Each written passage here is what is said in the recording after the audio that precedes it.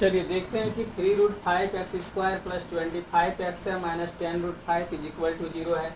इसको आपको factorisation method के द्वारा सॉल्व करना है, चाहे इसमें इसका वैल्यू निकालना है, x का वैल्यू निकालना है। तो x का वैल्यू निकालने के लिए इसमें हमको क्या करेंगे दोस्तों, तो उसको ध्यान से देखिए। आप जब भी ये क्वाड्रेटिक इक्वेशन है तो आपको क्या करना होगा, इसका मिडिल टर्म फैक्टर तोड़ना होगा। अब मिडिल टर्म फैक्टर हम लोग कैसे तोड़ते हैं, तो यहाँ पे देखिए आपके पास क्या है, 10√5 है, तो यहाँ पे 10√5 लिखिए। फिर आपके पास x² का कोफिशिएंट क्या है, तो 3√5 है, तो x² का कोफिशिएंट 3√5 आ गया। अब ये दोनों को मल्टीप्लाई किए, 10 3 जा 30 हो गया, 35 जा 150 हो गया, 150 आ गया, 10 3 जा 30, 35 जा 150 आ गया। 150 का फैक्टर इस तरह से तोड़ना है कि दो पार्ट में कि 25 प्लस में आना चाहिए दोस्तों। चलिए 25 देखते हैं, इसका फैक्टर तोड़ते हैं। तो ये पहले 2 से डिविजिबल है, 75 2 जा क्या होता है 150 होता है। फिर 3 से डिविजिबल है, 3 से क्या हो गया 25 या 75 75 होता है। फिर 5 5 जा 25 होता है। ये हो गया मेरे पास इसका फैक्टर दोस्तों। अब 2 3 और 5 ये तीनों को चारों को हमको दो पार्ट में डिवाइड करना है कि प्लस माइनस करने के बाद 25 आना चाहिए।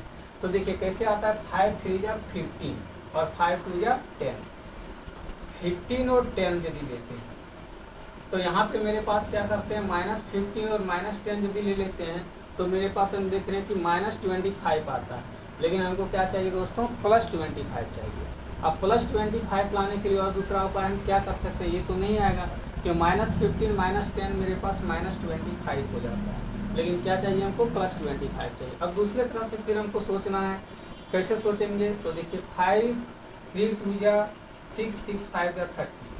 अभी 30 में यदि हम 5 को माइनस कर दें तो देखिए मेरे पास क्या होता है, +25 आ जाता है। 30 में यदि 5 को माइनस कर देते हैं तो +25 आ जाता है। तो यही मेरे पास जो फैक्टर हो गया 30 हो गया, दूसरे पास 5 हो गया दोस्तों।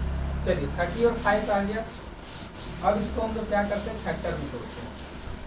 तो यहाँ पे आपके पास क्या आ गया, तो ये देखिए 3√5x² आ गया, प्लस हो गया यहाँ पे 30x ले लीजिए और माइनस यहाँ पे ले लीजिए 5x। फिर आपके पास यहाँ 10√5 है, आप 10√5 लिख दीजिए इक्वल टू 0।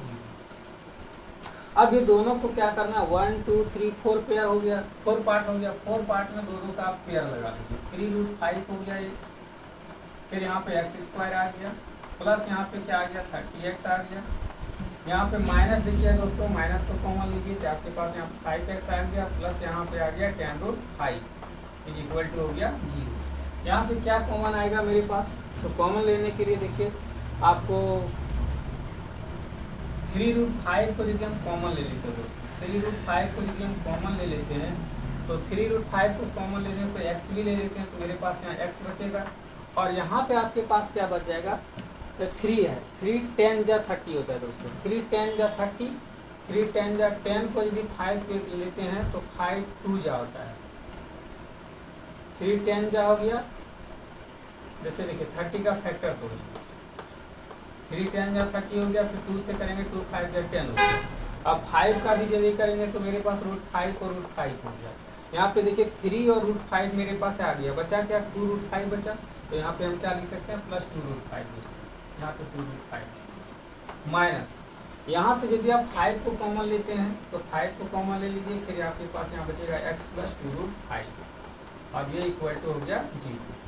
अब देखिए यहाँ पे ये दोनों को क्या करना है, एक साथ में लिखना है, 3√5x लिखना है, माइनस हो गया आपके पास 5, फिर हो गया आपके पास x + 2√5 इज इक्वल टू 0 हो गया।